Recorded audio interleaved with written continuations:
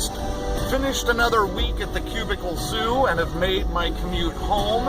And now I'm just cruising the neighborhood doing a video because there's zero traffic. Roads were too busy today for me to do a video, and I've been going in too early in the mornings to shoot anything on the way to work. But anyway, jamming out to a little Genesis, Phil Collins, Peter Gabriel action back in the good old days. If you have never heard The Brazilian, look that up. That song is absolutely amazing for being just a straight up instrumental. You know, it's something a little out of character for Genesis, but wow, I love that song. It just, you feel it all the way through, but you gotta crank up the volume for it.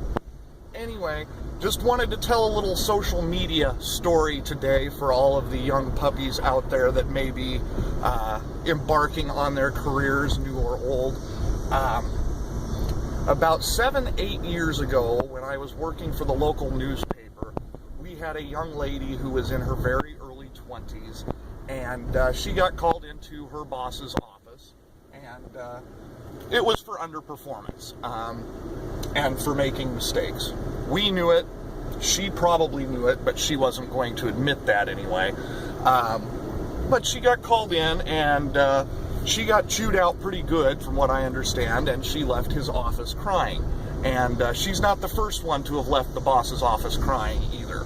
But the point is, she thought the proper recourse was to hop on Facebook not 5 minutes out of the meeting and proceed to tell her circle of friends that her boss was an expletive deleted, and how, you know, she's right, he's wrong, so forth. Well, sitting in the cubicle directly across from her happened to be on Facebook at the time and saw this post. Well, he took a screenshot of it, sent it to the boss.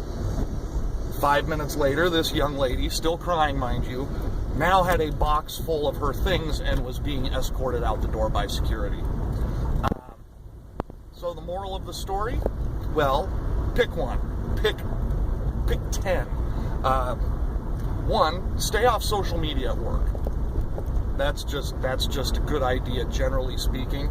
Now, in the newspaper business, we were given a lot of flexibility for that. Sorry, I'm driving down a brick street. We were given a lot of flexibility for social media because that's a lot of times how we found story ideas. But most of the time, it's frowned upon in the workplace. So do yourselves a favor and just avoid that pitfall in the workplace to begin with. Lesson number 2. Don't call out your boss, especially not by name on Facebook. It's gonna get back to him because I guarantee you your boss knows more people than you do. That's part of what bosses do. But don't call out any of your coworkers, especially not by name on Facebook. Too many people know where you work, and they aren't all your friends. You know, we've gotten into this kind of socially naive situation where it's cool to have 1,300 friends on Facebook. You know, that's some sort of status. You don't even know some of these people in some cases. In other cases, they may be acquaintances. You know, it's just really a scary environment for you to put your own job at risk. 3, and this is one that I still live by, do not friend your coworkers. Just don't do it. You know, everybody in the office has a motive or has an agenda, and they aren't always going to benefit you. That's just how that rolls. You know, some people want to get ahead by cutting other people down. There's backstabbers. There's people that are passive aggressive. Yes, sure, some of them may be your friends. Some of them may hold your posts in confidence. But, you know, when you're in the workplace, you are putting yourself in jeopardy by putting anything negative on social media about the place you work, about the industry you work within, about the people you work with. You know, it's just not a good idea. And I'm fascinated that, you know, all of these college-educated young folk can't seem to figure that out. And I shouldn't just call them out. I know adults who have screwed up and done some of this stuff too. I'm sure I'm not perfect. I may have let something slip somewhere along the line, but I sure as heck can't remember it. Be responsible on social media.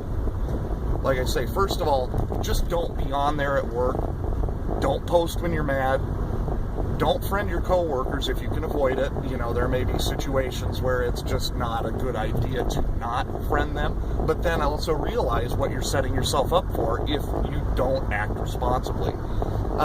You know, and you can translate this beyond social media too if you want. This doesn't have to be, you know, this could just deal with day-to-day coworker interactions. But as it relates to a very relevant world of social media, you know, think before you post. It's really that simple. You know, I understand. First of all, I will say this for the young lady. Her boss was an expletive deleter. Everybody knew it. I think even he knew it. But he got that position by being able to motivate people and by getting work done, and she was underperforming and didn't know how to take the criticisms. And it's a tough world out there, kids. You know, you're not always going to like your boss. Your boss may not always like you, but I guarantee you, if you do your job, you stand a much better chance of survival. And you might learn something along the way about how to handle adversity and how to deal with people. But that's not really the point of this. One last time, just be smart on the Facebooks and the Instagrams and the Twitters. Do not put your job in jeopardy because you think your boss is being a jerk someday. That's all I got for you today, but find that happy music. Find the Brazilian. Crank it up. Jam out. Let it vibrate all through you. It's good stuff. We'll talk to you again soon. Take care.